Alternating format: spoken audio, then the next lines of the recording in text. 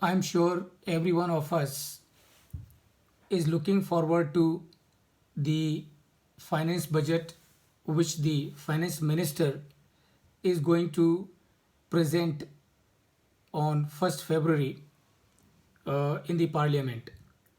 Every one of us as finance professionals are always interested to understand deeply what this budget contains for everyone, and plus what is the impact this budget has on the economy as a whole, and everywhere for that matter. Now, when I thought about it, I said, why not to come out with a session where all the jargons, all the terms which are used in the finance budget by the finance minister are explained in very simple and lucid terms so that it becomes very easy for every one of us to decipher this budget. So this is an attempt in that direction, and here we start. So what are we going to cover in this session today, friends? Number one, we will understand what is fiscal policy. What are the factors which are considered by the finance minister in preparation of the finance budget for the year? Then what are the broad contents of finance budget of Government of India? Which are the key terms used in the finance budget? What are the sources of tax and non-tax revenue that the government has at its disposal? What are the types of expenditure? And then, of course, all of us at the time of budget get to know about the fiscal deficit, revenue deficit, primary deficit, and we start wondering as to what is the meaning and significance of these three different kinds of deficit. And that is what we will understand in this session today. Then we will talk about, friends, something is very, very important as far as the fiscal management of the budget is concerned. We will understand as to what is FRBM 2003 and what are the important provisions of FRBM 2003. Then we will also understand some of the key terms used in the context of accounting of national income, some other important terms in the context of the finance budget. And finally, of course, friends, we will look at as to what are the fundamental principles for the good budget management. So this is the plan that we have for this session today. First of all, let's understand what is a fiscal policy. Now, let me tell you, friends, management of economy of a country is not different from management of finance of a company or from management of budget of a family. Ultimately, in all the three situations, the basic principles of the budget management or finance management remain the same. So, what is fiscal policy? A company will have financial policies so as to ensure efficient and effective management of company's finances. Likewise, in case of a country, we have something which is called as fiscal policy. And what is fiscal policy?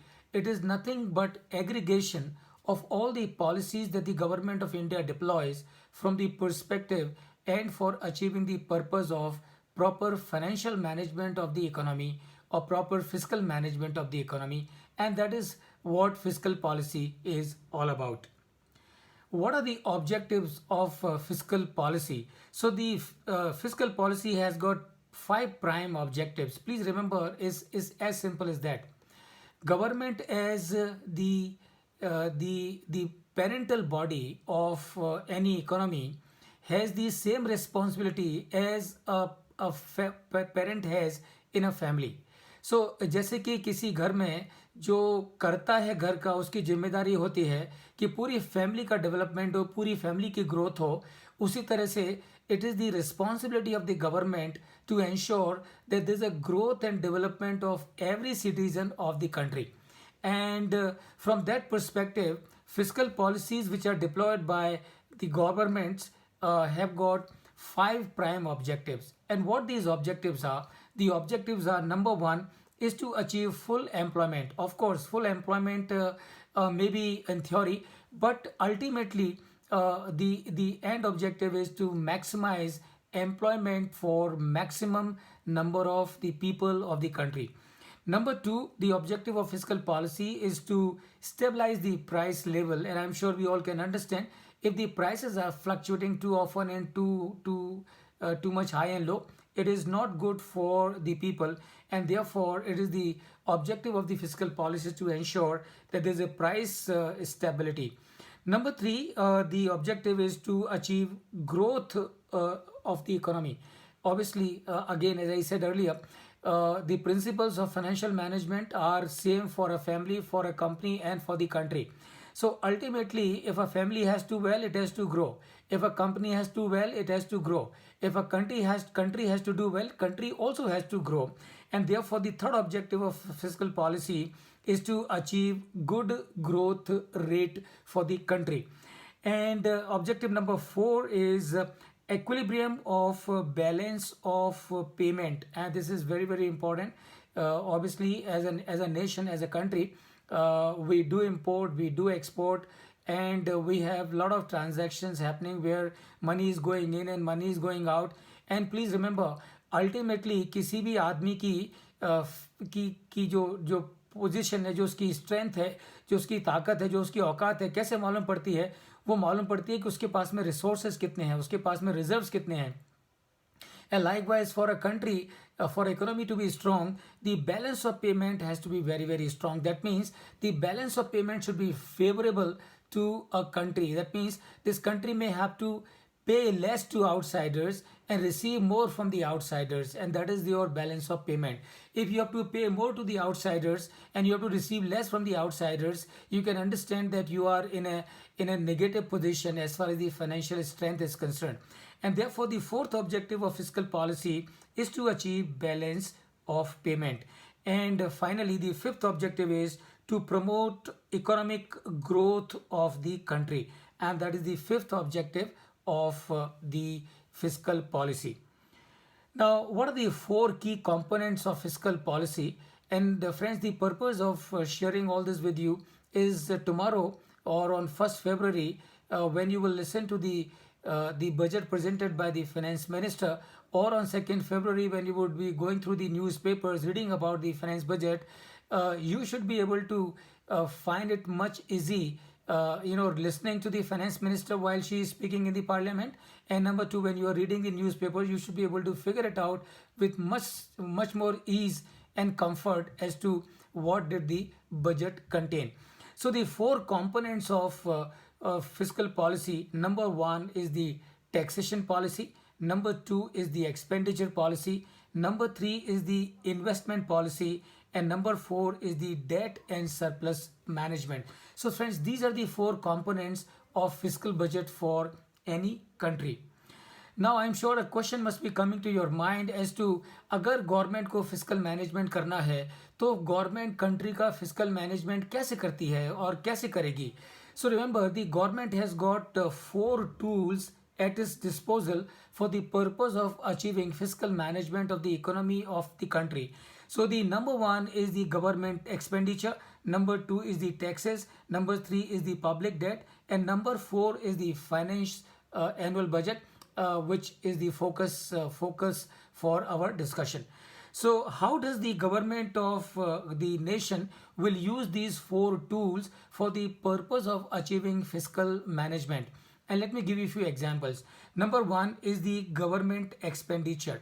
तो अगर economy is passing through a recessionary phase, अगर economy में जो economic activity है slow down हो गई है, so obviously it is the responsibility of the government to ensure that the economic activities are propped up. Economic activities are given a boost. So therefore, in such a situation, what the government will do, government will use this tool of government expenditure, and thereby the government will start spending more money on the capital expenditure. So I am sure you can understand, अगर government capital expenditure पर खर्चा करती है तो इसका मतलब क्या होगा? इसका मतलब ये होगा कि this will work as a multiplier for the entire economy.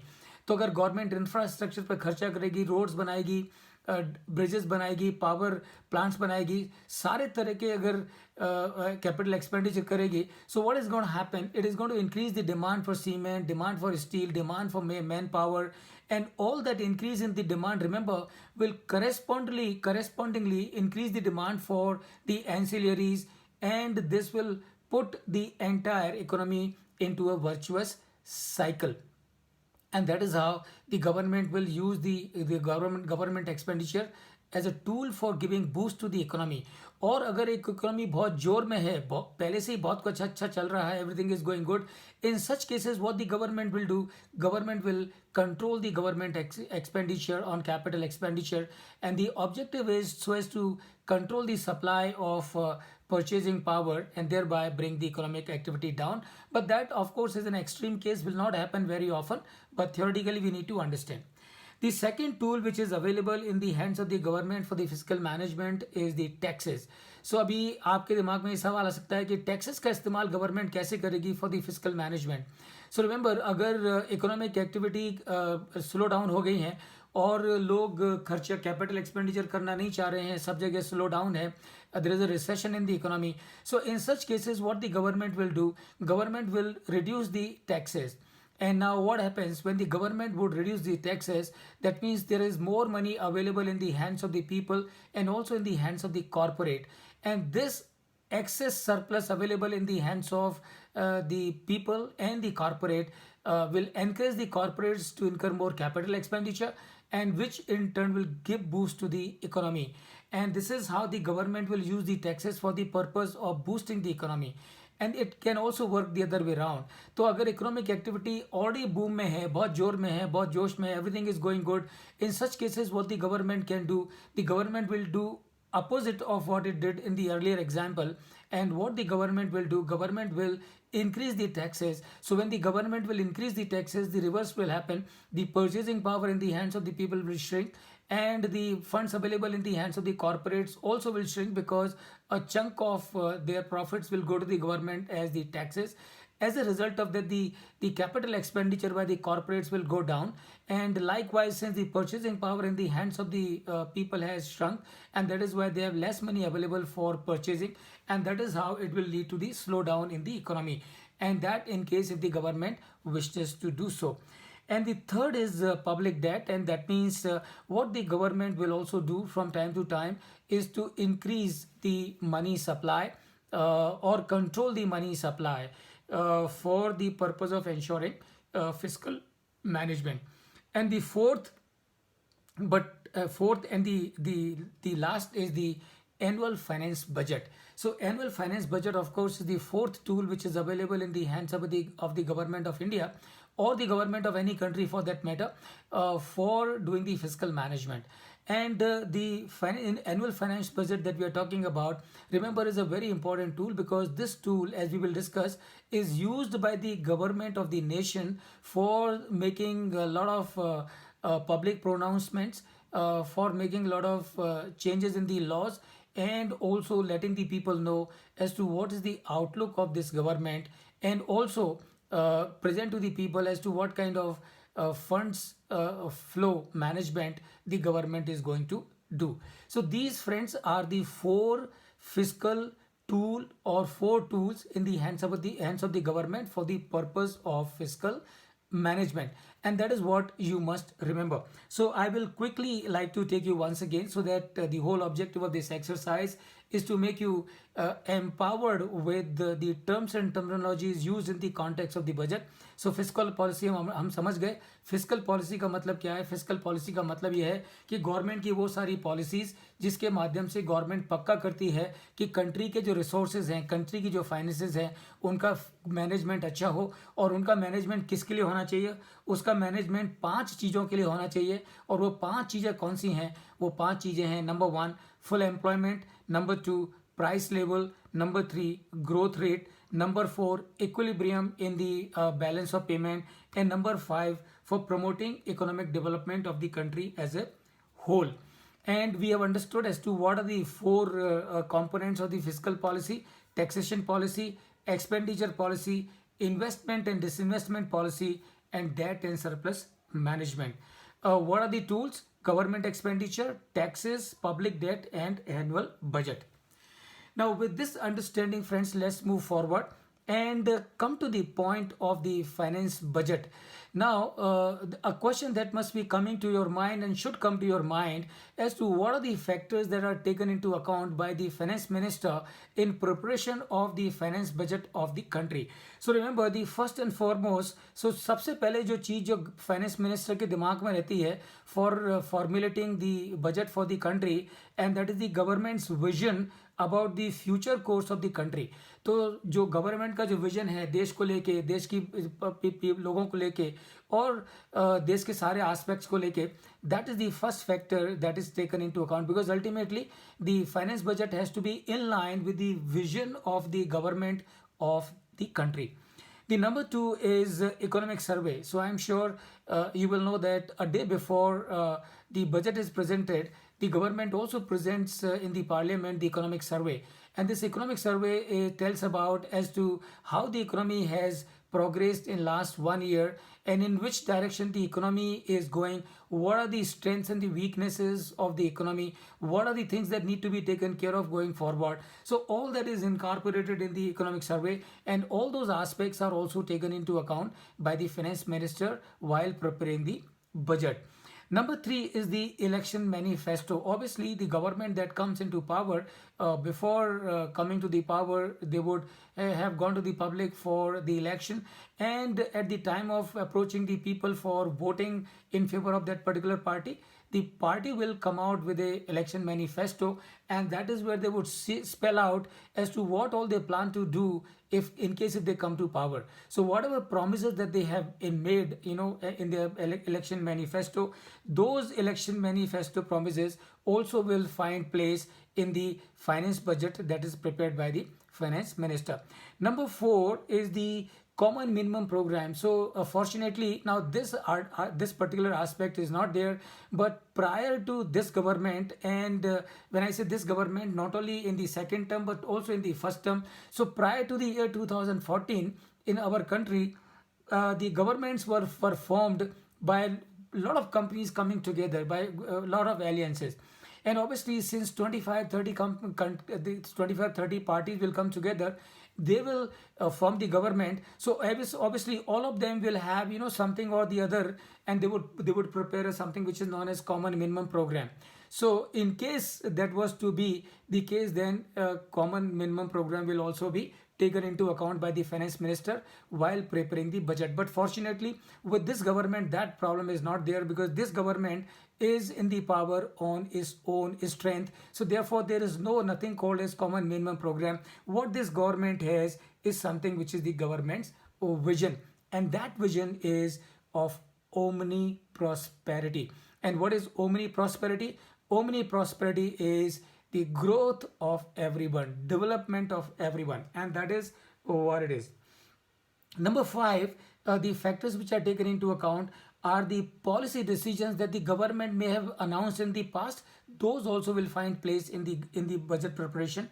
And what will always happen is the finance minister, the prime minister, and the other key ministers, they will always from time to time gauge the mind of the industry as to what does the industry want from the government. Please remember, ultimately, economy has got contribution coming from three sectors. One is the industry, second is the agriculture, and third is the services. So these are the three sectors that contribute to the GDP of the country. Obviously, it is the responsibility of the government of the day to ensure that their expectations are duly built in or incorporated into the budget. And therefore, the government will receive memorandums from different business associations and other associations, and those expectations are also duly incorporated in the finance budget. And finally, of course, financial and economic needs of the country on various accounts are also taken into account by the government, by the finance minister, while preparing budget for a particular year. One question, friends, I am sure must be coming in the minds of every one of you, and that question is, will the election next year weigh on the budget this time? So past में ऐसा होता था कि जब भी कोई budget आना होता था तो इलेक्शंस के पहले का बजट है तो वो जो बजट होता था उसमें पास्ट में जो गवर्नमेंट होती थी, they would try to make the budget people friendly so as to induce people to vote in their favor. But let me tell you this question, whether the this budget that we have on 1st February, will the election in the year 24 weigh on the budget on this time? Now my answer to this question is no. And why do I say no? And I say no because number one, please remember, it is not the first time that this government is presenting budget just a year before the election year. It has done it earlier also in the year 2019. सो जब 19 में इन्होंने जब budget दिया था, तो उस समय भी लोगों ने ये सवाल उठाए थे कि क्या ये गवर्नमेंट इस बार के बजट को इलेक्शन का बजट बनाएगी। लेकिन हमने देखा कि उस बजट में इलेक्शन से मिलता जुलता कुछ भी नहीं था। This government, remember friends, has a vision, and that vision is of omni prosperity. This government has a long term vision about the country, about the nation, about the people, and this government is not driven by the policy of जिसको बोलते हैं तुष्टीकरण। वो policy इस government की नहीं है। इस government की पॉलिसी क्या है? इस गवर्नमेंट की पॉलिसी है long term view, long term vision and long-term growth for everyone. And therefore, in my understanding, this government did not do anything to make the budget as election budget last time. I am sure this government is not going to do this time also. The budget this time again is going to be as any other budget that the government would have passed earlier. Now let's look at what are the broad contents of the budget. तो जो finance budget है जो 1 फरवरी को finance minister present करेंगी parliament में, उसके broad contents क्या क्या हैं? तो उसके ब्रॉड कंटेंट है, number 1 as I said is economic survey, number 2 policy announcements, and of course one can expect that in this budget again there are going to be a lot of good positive policy pronouncements to support overall growth in this country on all fronts. The vision of this government is to take this country and reach to the $5 trillion economy in the year 25. Now, from that perspective, one can expect that there will be a lot of policy pronouncements driving the country towards becoming a $5 trillion economy. The third is the contents of the budget is direct taxes, indirect taxes, pronouncements of new laws. It is always possible that the budget is always taken as an opportunity by the government for making for pronouncing new laws which are in line with the government's vision of the growth. So that is what will be there. And then welfare schemes, budget numbers, and finally what the budget will contain is how the 1 rupee that the government is spending, how that 1 rupee is getting spent. So which are the areas where this 1 rupee is getting spent, and number 2, where that money is going to come. So where the funding is going to come for meeting those expenditure. So friends, these are your broad contents of the finance budget. What are the key terms used in the finance budget? And the whole idea, as I said earlier, and I'm repeating it once again, the whole idea of this session is reading the budget, listening to the budget, understanding the budget after this session should become for every one of you a very simple job. You should be able to make sense of everything that is spoken in the budget or everything that you will read about the budget. So what are the key terms that are used in case of the budget? The first and foremost is the finance bill. So finance bill is what is presented in the parliament by the finance minister, and together with the annual financial statement, and that details imposition, abolition, remission, alteration or regulation of taxes proposed in the budget, and that is what is your finance bill. So remember, finance bill is used by the government for making a lot of amendments in many of the statutes, and the statutes which are commonly amended through the help of the finance bill that is presented by the finance minister in the parliament. So commonly the statutes which are amended are the Income Tax Act, Customs Act, FRBM Act, Securities Contracts Regulations Act, and FEMA, and finally, of course, Prevention of Money Laundering Act. So that is your number one, is the finance bill. Number two is the annual financial statement. Now, what is this annual financial statement, friends? This annual financial statement is a statement which is tabled before the parliament under Article 112 of the Constitution.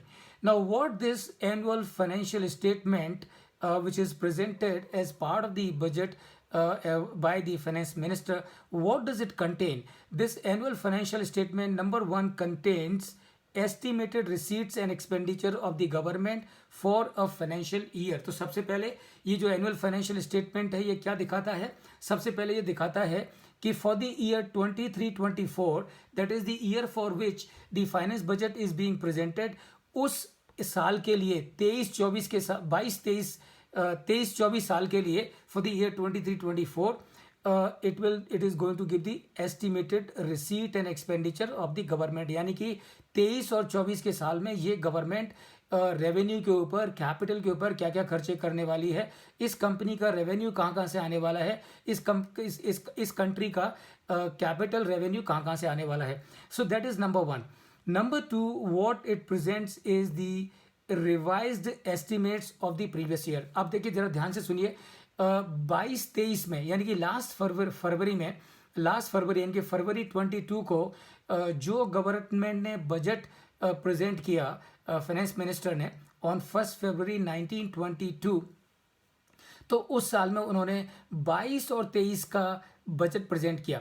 तो ये जो budget present होगा 1 तारीख को, उसमें besides the numbers for the year 23-24, the government, the finance minister will also present revised estimates of the previous year. यानी कि 22 और 23 साल के रिवाइज्ड एस्टिमेट्स, बजट जो दिया था 1 फरवरी को 22-23 का, वो एक था, लेकिन वो बजट था. अब हम फरवरी के महीने में, एक तारीख को हम फरवरी के महीने में होंगे, अभी हम जनवरी के महीने में हैं.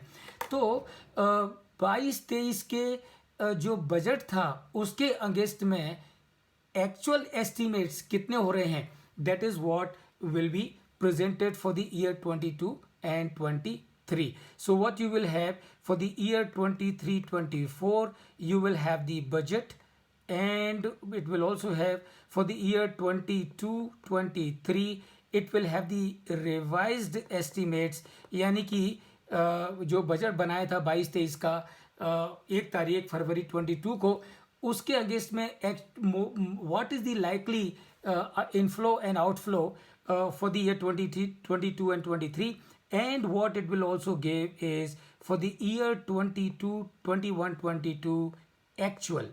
यानी कि 21-22 का जो बजट बना था, प्रेजेंट हुआ था ऑन 1 फरवरी 21, उसके actual number will also be presented as part of this budget on 1st February. So remember, आप देखोगे कि 3 नंबर प्रेजेंट करेंगे फाइनेंस मिनिस्टर, एंड वो फाइनेंस जो 3 नंबर्स प्रेजेंट करेंगे, फाइनेंशियल्स प्रेजेंट करेंगे, वो कौन कौन से हैं? One is the budget for the year 23-24, and number 2 is the revised estimates for the year 22-23 which is the current financial year, and it will also present the actual number for the financial year 21-22, and that's your annual financial statements. Now this annual financial statement, remember, also gives the receipts and disbursement are shown in 3 parts in which the accounts of the governments are kept. So ये जो annual financial statement है इसमें जो government के जो accounts हैं which are kept under 3 different parts are also referred. So what these parts are: number 1 is the Consolidated Fund of India, number 2 is the Contingency Fund of India, and number 3 is the Public Account. So what is the Consolidated fund of India? यानी consolidated fund of India का मतलब क्या है कि government के जो भी receipts हैं, जो भी रेवेन्यूज़ हैं, जो भी कैपिटल रेवेन्यूज़ हैं या रेवेन्यूज़ और नॉर्मल रेवेन्यूज हैं, वो सारे के सारे they go to the consolidated fund of India, and all the expenses which are incurred by the government are also incurred from this consolidated fund of India. And remember, the consolidated fund of India can be used only by the approval from the parliament, and that approval is taken in the process of presentation of the budget. And this is the authorization by the parliament to the government for incurring expenditure on various of its activities, and that is your consolidated fund of India. Remember, consolidated fund of India can be used only with the approval of parliament and not without the approval of parliament. Now what happens in case there is a situation when the government needs fund and the approval of parliament for some reason is not available? In that case, you have a fund called contingency fund. And what is this contingency fund? This contingency fund has a reserve of 30,000 crore. And remember, this contingency fund which has got reserves of 30,000 crore, for using these funds in case of any emergency or urgency, when the approval of the parliament is not available, the government can draw to meet its expenses from this contingency fund. And this contingency fund can be used by the government with the approval from the president. And this is how the accounting of the funds of the government is done. So number one, what you have is the consolidated fund of India, and number two, you have the contingency fund. Then you have something which is known as public account. Now what is public account? So as the name suggests, it is a public account, meaning thereby the monies held by the government in trust are kept in this account created under article 266. तो public account का मतलब क्या है? Public account का मतलब है कि जो मनी गवर्नमेंट को पब्लिक से मिलता है, सो व्हेन आई से पब्लिक से मिलता है, इसका मतलब क्या है? इसका मतलब ये money that the government receives from the provident fund, small saving collections, receipts set apart for expenditure on a specific objects such as road development. Now all those monies are kept in the public account. So where the monies are kept by the government, number one is the consolidated fund of India, number two is the contingency fund of India, and number three is your public account. So these are the three places where the accounts or the funds of the government are kept. Now then we need to understand revenue versus capital budget. Revenue versus capital budget का क्या मतलब है? अब देखिए, जिस तरह से business में रेवेन्यू इनकम होती है और रेवेन्यू एक्सपेंसेस होते हैं, कैपिटल एक्सपेंडिचर होते हैं और ऑपरेटिंग एक्सपेंडिचर होते हैं, उसी तरह से गवर्नमेंट के बजट में भी there is something called revenue and there is something called capital. Now what does it mean? The difference of course friends is very simple. Revenue का मतलब क्या है? रेवेन्यू का मतलब है वो sources that the money which is coming to the government, that is revenue sources, and the revenue expenses. So the money that is spent by the government on interest, subsidies, and on salaries and running of different departments, that is your revenue. Capital का मतलब क्या है? Capital expenditure का मतलब है an expenditure which helps the government in creating assets, and that is your capital budget. So ये जो budget है गवर्नमेंट का, ये बजट गवर्नमेंट का जो है वो दो हिस्सों में डिवाइड होता है. One is known as revenue budget and second is known as capital budget. Revenue यानी कि जो आपके सालाना जो खर्चे हैं, सालाना के हर साल की जो इनकम है, that is your revenue.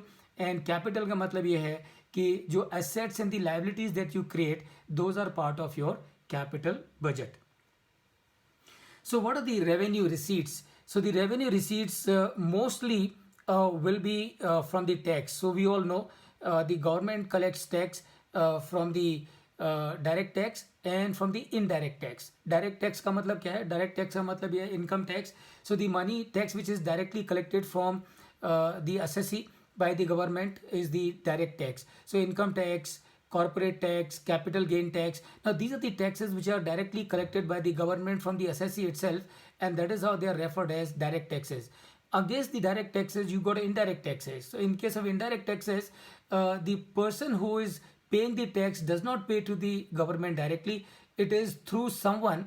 It is paid to the government. So say for example, GST is an indirect tax, because though you as the buyer of a product is paying GST, but you are not paying this GST directly to the government. You are paying this GST to the person who is selling the goods to you, and through all such intermediaries, the money will finally go with the government. So these are your revenue receipts, which mostly comprises of tax revenue. But remember, there are some non tax revenues also. तो ऐसा नहीं है कि government के पास में खाली tax revenue का ही source है, इसके नॉन टैक्स रेवेन्यूज भी हैं.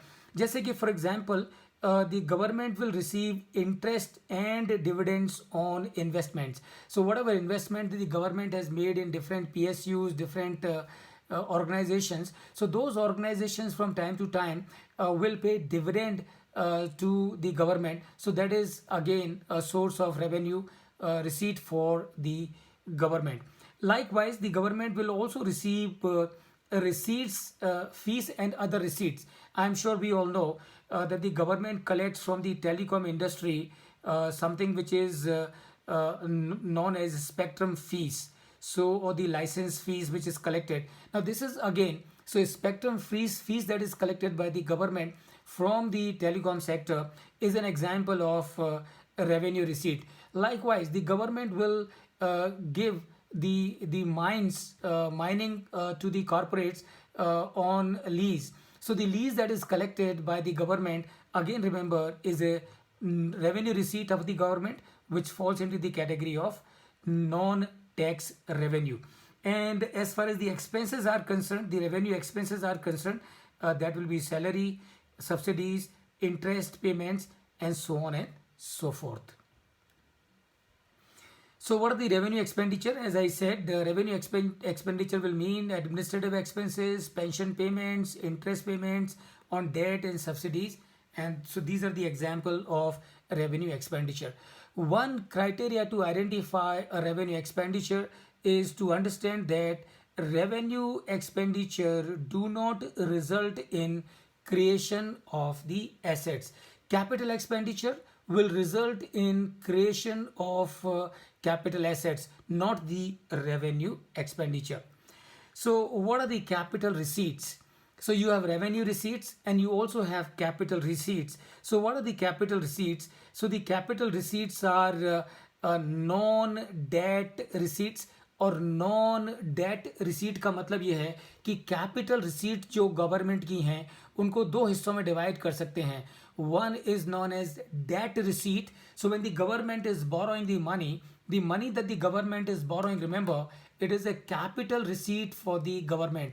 Contrary to the borrowing, which is the debt receipt, you also have non-debt receipt. Then यानी कि वो पैसा जो कि गवर्नमेंट के पास में आ रहा है लॉन्ग टर्म के लिए, which is not coming from a loan, and that is your non-debt receipts. So what these non-debt receipts are? These non-debt receipts are, number one, disinvestment. अभी आपने कुछ दिन पहले देखा होगा कि गवर्नमेंट ऑफ इंडिया ने उसका जो इन्वेस्टमेंट है LIC में वो डाइवेस्ट किया. So the money that government of India got is a capital receipt which is of the nature of non-debt receipt. Likewise, the sale of the government assets, sometimes that can the government do, and plus of course the government will give loans to the state governments, and recovery of that loan when happens, that is a capital receipt for the government. So these are the capital receipts, and against this the government will also have capital investment. So in case if the government is making fresh investment, that will be a capital expenditure. If the government is repaying the loans that it may have taken in the past, remember this is again a capital payment. So these are the examples of capital receipts and capital payments. Capital expenditure, number one, first of all, capital expenditure का मतलब ये है creates government assets or reduces the liabilities. That is the bottom line that you must understand as far as the capital expenditure is concerned. So जब government के लिए कोई capital expenditure है, कोई कैपिटल आउटफ्लो है, इसका मतलब क्या है? दो चीज़ें होंगी. नंबर वन, अगर government is incurring a capital outflow, two things will happen. Either the government's liabilities will come down or the government's assets will move up, and that is your capital expenditure. तो अगर कोई government land building खरीदती है या machinery या equipment खरीदती है, that is your part of your capital expenditure. In case if it is making investment in some ventures, it is part of the capital expenditure.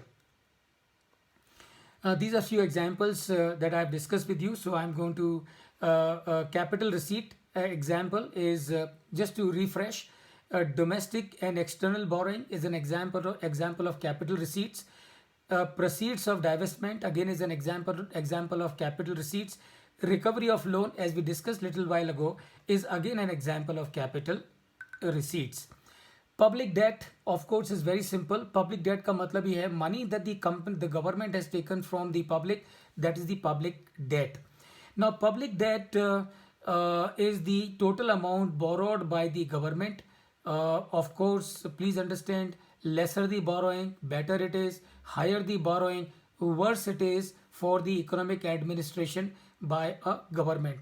In this context, I would like all of you to remember that a government appointed panel sometime back had suggested that the government should have a debt to GDP ratio of 60%. यानी कि जो government ने एक panel appoint किया और इस panel ने बताया, रिकमेंड किया कि गवर्नमेंट का जो डेट टू जीडीपी रेशियो है वो 60% तक होना चाहिए. And out of the 60%, 40% it's suggested for the central government and 20% it's suggested for the state government by the year 2022-23. Now this is the recommendation given by a panel appointed by the government so as to achieve efficient and effective fiscal administration by the government of the country.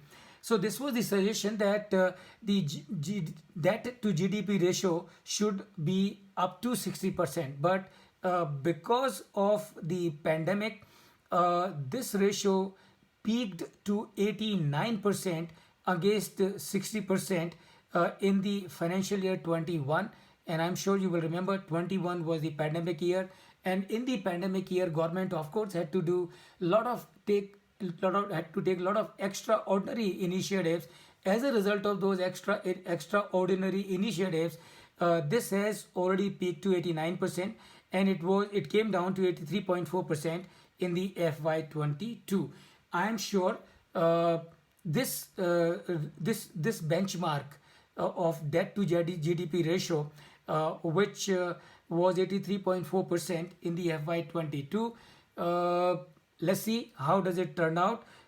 Possibility is there may not be a very drastic change when the finance minister presents the budget in this year. So remember the budget, of course, the public debt. There are two sources of public debt. Number one is the internal debt and number two is the external debt. Internal debt का मतलब है loans which are taken by the government from within, and external का मतलब है loans which are taken by the government from outside. Now, what are the sources of tax and non-tax revenue? I think we have discussed it already. Tax revenue, we have discussed direct tax revenues, direct tax and indirect tax. We have discussed non-tax revenues also, and that is your dividend and profit received from the PSUs. And government also earns various services, that is your telecom fees, spectrum fees. So those are the non-tax revenues. Now, the internal debt will comprise of four components for the government. Number one is the treasury bills. So what are the treasury bills? Treasury bills are the short-term securities having a maturity of 14 days or 90 days or 180 days or 360 days. So these are the treasury bills which are issued by the Reserve Bank of India on behalf of the government of India to help the government overcome its short-term mismatches in its funds flow management. And the second source for the internal debt is the ways and means advances, which is again facilitated by the Reserve Bank of India on behalf of the government, and then you got a securities against a small savings that is availed, and finally what you have is miscellaneous capital receipts. So type of expenditure, one is the central plan. So a central plan is government's annual expenditure sheet with a 5-year roadmap. So obviously, as we discussed in the beginning, government has a responsibility to ensure the wellness of the country, the growth of the country, and wellness of everyone in the country. And from that perspective, government has to use the fiscal policies so as to achieve efficient and effective fiscal management of the country's economy.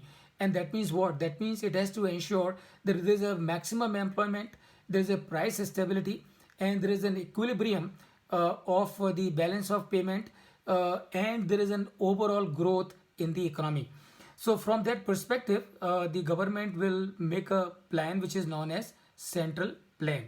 Now, in this central plan, all the expenditures which are part of the central plan are known as plan expenditure. So the government has a 5-year plan, and as per that 5-year plan, government will break that 5-year plan into year wise, and whatever expenditure the government plans in those plan expenditure are the government's plan expenditure.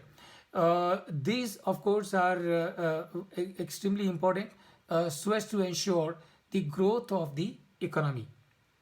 Non plan expenditure का मतलब क्या है कि वो expenses जिनका plan से कोई लेना देना नहीं है, यानी कि जो गवर्नमेंट का जो ग्रोथ प्लान है उस ग्रोथ प्लान से उनका कोई लेना देना नहीं है, those expenses are known as non plan expenditure. क्या मतलब है कहने का मतलब ये है कि गवर्नमेंट वो पैसा जो इंटरेस्ट के ऊपर खर्च करती है, सब्सिडी के ऊपर खर्च करती है, सैलरी के ऊपर खर्च करती है, और जो अपना डिफेंस का जो बजट होता है और पेंशन के ऊपर जो पैसा खर्च करती है, now all that money please remember is part of the non plan expenditure. Now what are the types of deficit? So सीधी सी बात है friends, we can understand it very well, very clearly कि अगर आप बजट बनाएंगे तो दो ही चीज़ें हो सकती हैं. क्या हो सकता है कि एक तो ये कि आपकी रिसीट्स जो हैं वो आपके पेमेंट से ज़्यादा हैं, that means you have a surplus which is a good sign. और दूसरी सिचुएशन क्या हो सकती है? दूसरी सिचुएशन ये हो सकती है कि आपके जो एक्सपेंसेस हैं वो आपकी रिसीट से ज़्यादा हैं, and that means you have a deficit. You have a deficit. Now please remember before we move forward, तो हमारी जो इकोनॉमी है और हमारी जो सिचुएशन आज की तारीख में वो सरप्लस की नहीं है. So neither we have a surplus on revenue account nor we have surplus on capital account, and therefore we do not have surplus on the overall account. So what we have deficit, and deficit, friends, can be understood from three perspectives. And what those three perspectives are? Those three perspectives are, number one is the fiscal deficit. तो जब आप finance minister को सुनेंगे budget present करते समय, तो उनके budget में जो 3 डेफिसिट फिगर आउट होंगी, और वो पहले होगी फिस्कल डेफिसिट, उसके बाद में होगा रेवेन्यू डेफिसिट, और उसके बाद में होगा प्राइमरी डेफिसिट. तो समझ के लीजिए फिस्कल डेफिसिट का मतलब क्या है. फिस्कल डेफिसिट का मतलब बहुत सिंपल है. फिस्कल डेफिसिट का मतलब है कि हमारी जो टोटल रिसीट्स हैं, receipts, revenue receipts and the capital receipts, revenue receipts plus capital receipts are our total receipts. तो हमारी जो टोटल रिसीट्स हैं, वो जो टोटल है टोटल रिसीट्स का, ये टोटल हमारे जो टोटल पेमेंट्स हैं, टोटल एक्सपेंसेस हैं, expenses on revenue account, expenses on capital account. So वो हमारे एक्सपेंसेस हमारी रेवेन्यू से ज़्यादा हैं, and that is why we have a deficit. So number 1 is fiscal deficit. Fiscal deficit का मतलब क्या है? Total expenses on revenue account and capital account minus total receipts on revenue account and capital account. The difference is known as fiscal deficit. Fiscal deficit. In simple words, the difference between the total expenditure minus total receipts is the fiscal deficit. Now this fiscal deficit, now not only this fiscal deficit, all these deficits, friends, are always expressed in terms of the GDP. तो जो भी deficit हैं वो हमेशा GDP के reference से coat करी जाती हैं. So that is what you must remember. Say for example 6.5% was the fiscal deficit last year. सो जब 1 फरवरी 1922 को फाइनेंस मिनिस्टर ने जब बजट प्रेजेंट किया तो वो जो बजट का जो फिस्कल डेफिसिट थी that was 6.5%. And remember as per the FRBM fiscal responsibility and budget management act 2003 ये जो फिस्कल डेफिसिट का टारगेट है वो 3% का है. पर और ये 3% का टारगेट रोलिंग होता है, 3 साल के हिसाब से रोल होता है. तो obviously it was way beyond 3% the target figure, and it was 6.5%, and that was because the last 2-3 years have been the years of pandemic, and extraordinary situations demand extraordinary solutions, and that is how is your fiscal deficit. So that's your fiscal deficit. Total receipts minus total expenditure gives you your fiscal deficit. Then you got a revenue deficit. Revenue deficit का मतलब क्या है? Total revenue receipts minus total revenue payments. That is your revenue receipt. So total revenue receipt minus revenue expenses is your revenue deficit. Now friends, let us understand इसकी significance क्या है? What is the significance of revenue deficit? Significance of revenue deficit is this figure should be positive for any economy. I am sure as a family you will understand कि आपकी जो income है वो आपके खर्चों से ज़्यादा होनी चाहिए. अगर आपकी इनकम आपके खर्चों से ज़्यादा है then only you are in a comfortable situation. अगर आपकी इनकम आपके खर्चों से कम है then you are not in a comfortable situation, then you will have to borrow. And same is the case with the government also. अगर government की revenue receipts revenue expenses से कम है दैट मीन्स गवर्नमेंट को अपने revenue expenses को meet करने के लिए भी बोरो करना पड़ता है. और ये जो सिचुएशन है it is not a good situation. And why it is not a good situation? It is not a good situation because इसका ये मतलब हुआ कि हम खाने के लिए भी हमको कर्जा लेना पड़ रहा है. तो कम से कम इतना तो होना ही चाहिए कि हमारे जो खर्चे हैं वो हमारी रेवेन्यू रिसीट से पूरे हों. That is the significance of revenue deficit. And finally what you have is the primary deficit. Now what is primary deficit? Primary deficit का मतलब है fiscal deficit minus interest payment the government makes on it's earlier borrowings. यानी कि primary deficit का मतलब क्या है? Primary deficit का मतलब ये है fiscal deficit minus interest that the government page on all the past borrowings, and the difference between these two is your primary deficit. Primary deficit. अब इसकी क्या सिग्निफिकेंस है? इसकी सिग्निफिकेंस ये है कि जितना ये जो इंटरेस्ट का फिगर है जितना ये कम होगा उतना इकोनॉमी के लिए अच्छा है. क्यों अच्छा है? Because lot of money of the economy is not going just on servicing the debt, and that is the significance of your primary deficit. So ideally speaking a country should reach to a point where its fiscal deficit is same as primary deficit. Meaning what? Meaning country has got no debt to service. And remember, if country has no debt to service, it means what? It means so much of funds are available with the country for using for its own development.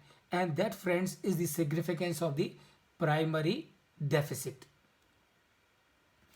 So I have explained to you what is the significance of primary deficit, revenue deficit, and also of the fiscal deficit.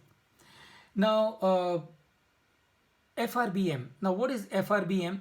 FRBM is Fiscal Policy, Fiscal Responsibility and the Budget Management Act 2003.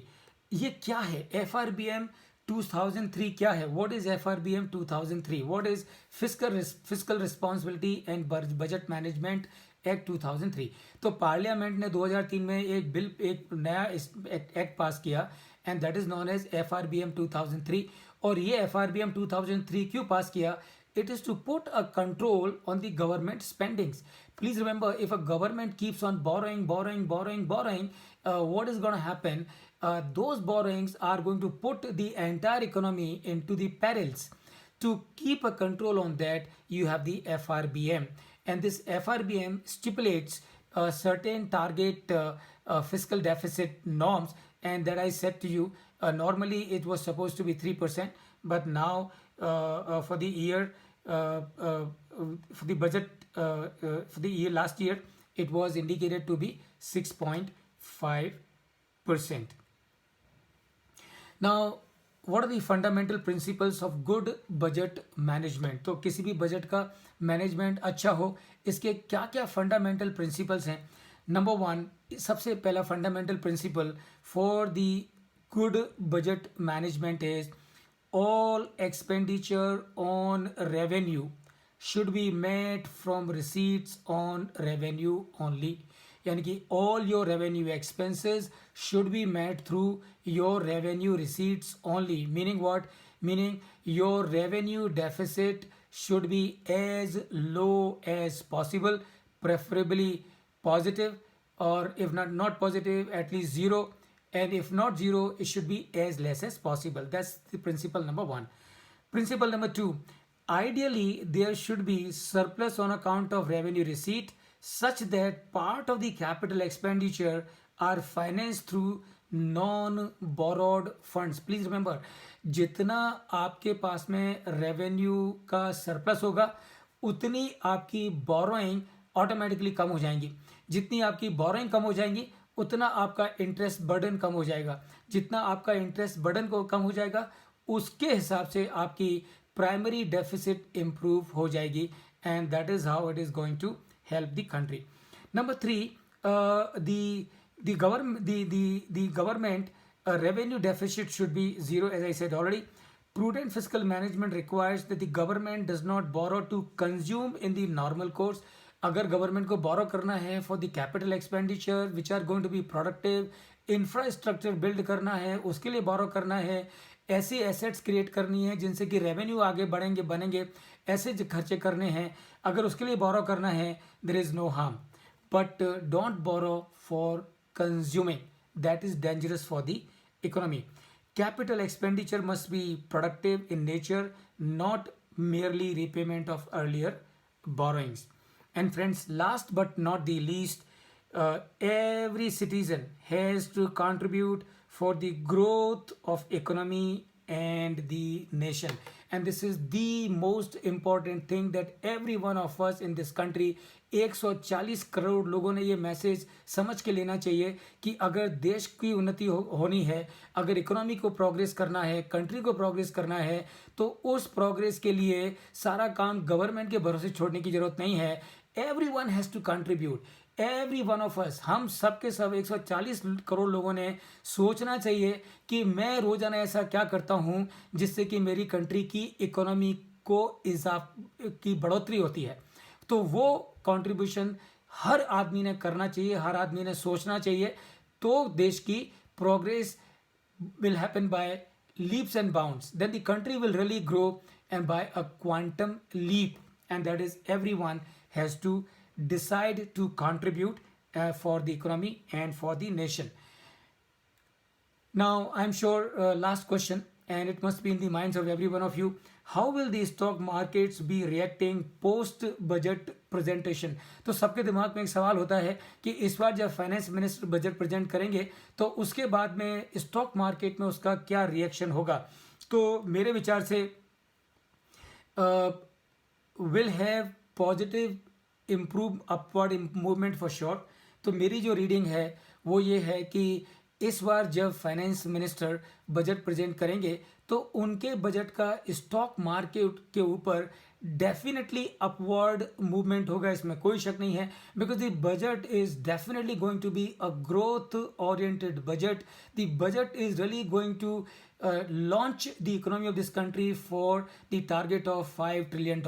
So if growth is the focus in the budget, obviously the stock market is going to react favorably, and there will definitely be an upward movement as far as the transactions of that day are concerned. But remember, nothing is expected in my view एव normal. सो ऐसा नहीं है कि market 1,500 800 1,500 के से jump लेगा, ऐसा मुझे नहीं लगता है. और नहीं लगने का कारण ये है कि because the industry today understands, the market today understands as to this government is going to come out with a budget which is going to be growth focused. So the budget in my view is already built into the current the valuations that you are seeing in the market, or minus of course the issue of Adani group, that of course we can discuss some other time. But the budget will have a positive impact, but nothing unusual, nothing abnormal for sure. India's economy is doing much better than rest of the world, hence possibilities of more foreign investment coming to India is definitely there. So friends, with this I come to the close of my session, and I hope it has been meaningful to you, and I will be happy to take a couple of questions before we close today's session. Thank you.